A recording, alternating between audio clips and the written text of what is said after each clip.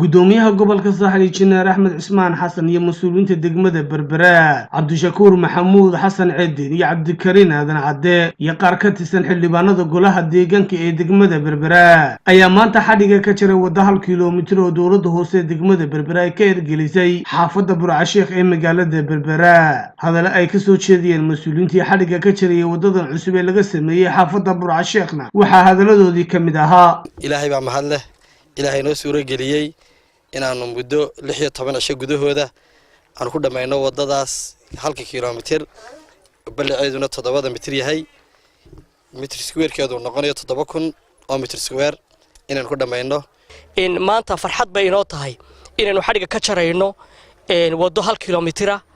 oo ay gabi ahaanba fulisay dawladda hoose ee magaalada Berbera kuna jirtay mashaariicdii 2018 toban wado ayaa noogu jiray sanadkan 2018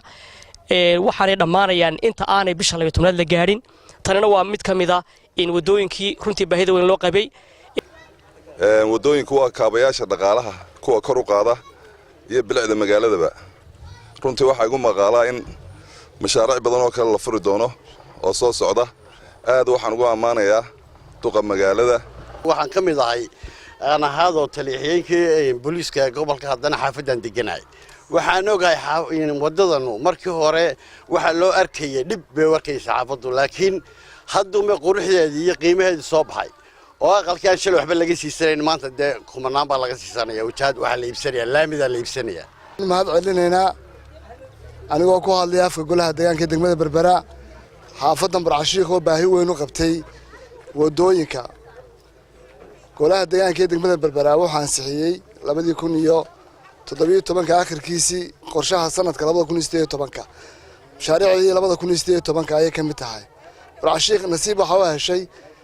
3 wado uu heshay maxaan ku fiilayna 2 wado uu heshay wada jirna 2 wado uu heshay dhamaantoodna way dhamaanayaan insha Allah taala intaan la gaarin December ay dhamaanayaan insha Allah waxaan aad ugu faraxsanahay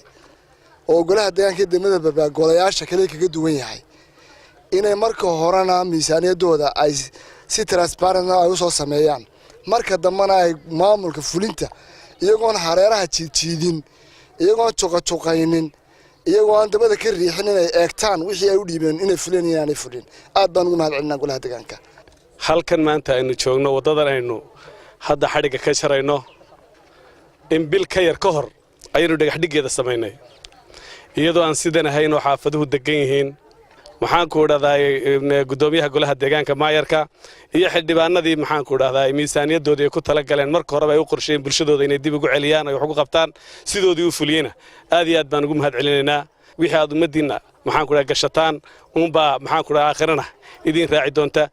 Sidiiq Carab Saleebaan telefishinka caalamiga oo Home Cable TV magaalada Berbera